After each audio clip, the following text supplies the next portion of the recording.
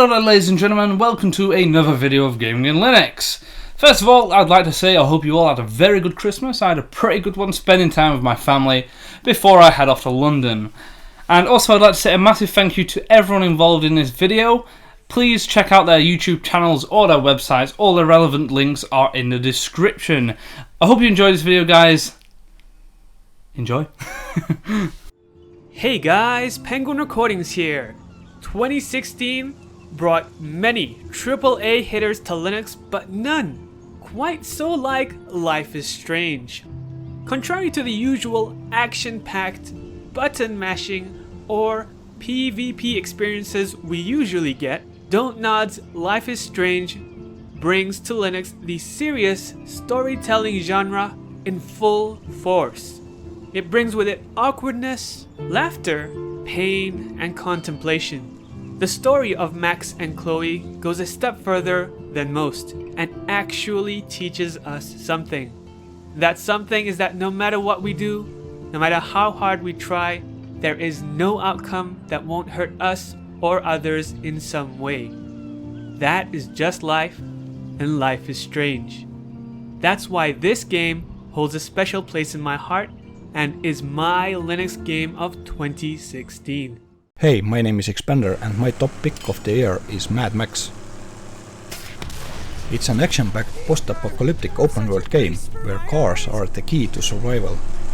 Your role as a Max is to get back your lost car. On your way there, you are able to use a car with different types of armor and weapons, which you can unlock by collecting scrap and doing missions. Vehicle combat in this game is just amazing. You can also upgrade your on-ground combat skills to defeat enemies. About that vehicle combat, you can rip off tires and doors with your harpoon weapon. You can destroy armor with thundersticks and so on. It's just amazing. I finished the game about 30 hours of game time, but there are plenty of more activities available in the game to keep playing.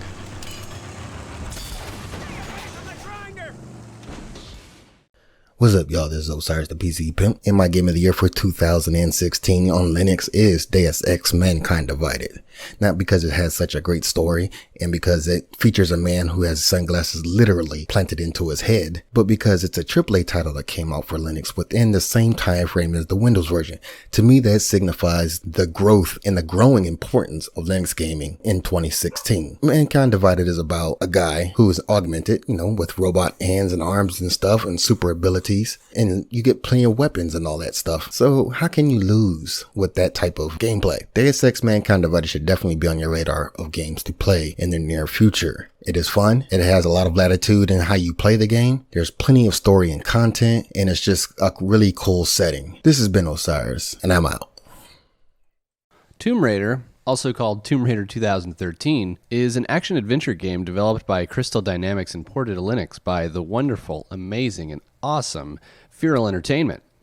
Now, I remember being really excited when I heard that this port was coming to Linux because I was a huge fan of the original Tomb Raider series when I was a kid. Now, this particular reboot draws an awful lot from Naughty Dog's Uncharted series, and honestly, a lot less from the original Tomb Raider series that you might be expecting. But regardless, it's a phenomenal game, and it runs really, really well on Linux. In fact, I believe that it was one of the first games that Feral released where the open source Mesa driver was officially supported. Tomb Raider is also one of the few games that comes with a built-in benchmarking feature, which is awesome because it helps you fine-tune your system.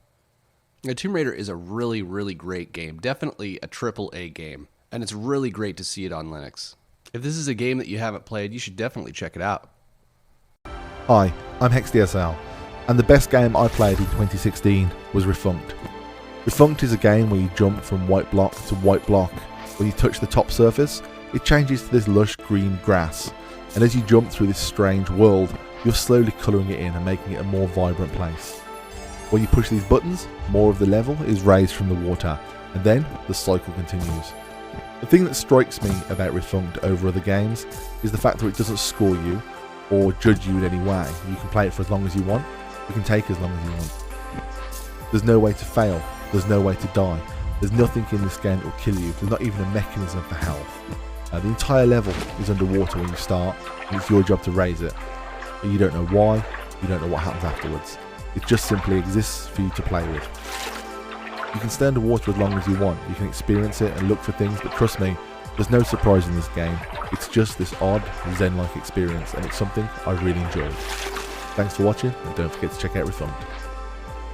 Hello there ladies and gentlemen, I'm Jake JW93 and I've chosen Rocket League as my choice of favourite Linux game of 2016. I had to fend off a couple of the other guys on here to choose this game, as funnily enough this was my choice last year.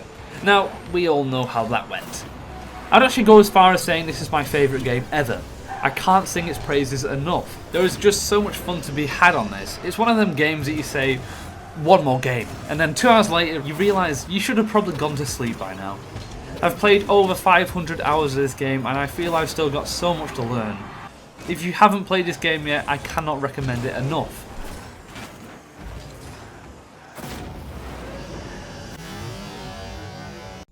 Hey guys, it's Liam here from GamingonLinux. I decided to do a bit different and I went for Daggers, a rather simplistic first-person shooter. Now the reason that I'm going for this is because it really does draw you in with such a thick atmosphere. It's really quite amazing for such a simple game to draw you in so much. I love the design of it, I love the whole idea of it, of constantly battling for that extra second.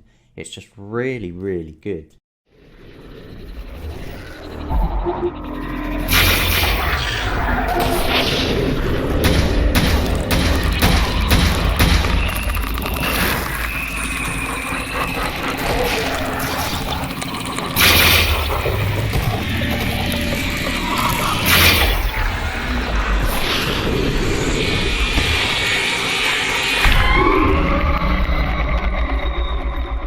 Hello everyone, this is Keith here, and my pick for Game of the Year would have to go to Darkest Dungeon by Red Hook Studios. The reason I chose Darkest Dungeon is because I really enjoy the game's atmosphere. The world that Red Hook Studios has created for Darkest Dungeons is bleak and filled with melancholy. For those of you who don't know what Darkest Dungeon is, the best way to describe it is a roguelike dungeon crawler.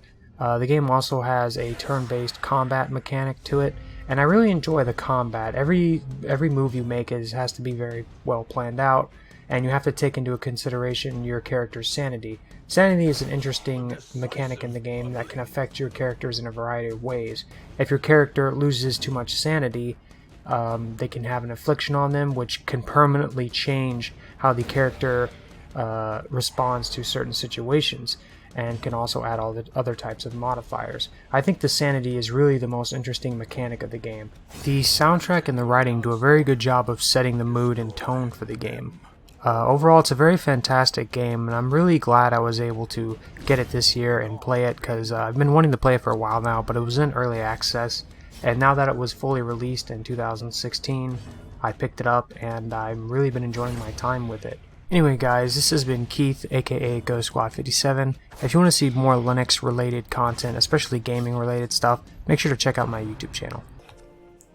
Hello, this is Hamza from GamingonLinux.com, and my Game of the Year pick is Hearts of Iron 4. Hearts of Iron 4 puts you in command of a nation of your choosing during the dark times of World War II, and essentially you need to manage this country of yours on multiple levels, from politics to diplomacy to research and army deployments. And allows you to basically play according to history, or you can go in a completely different direction if you so desire.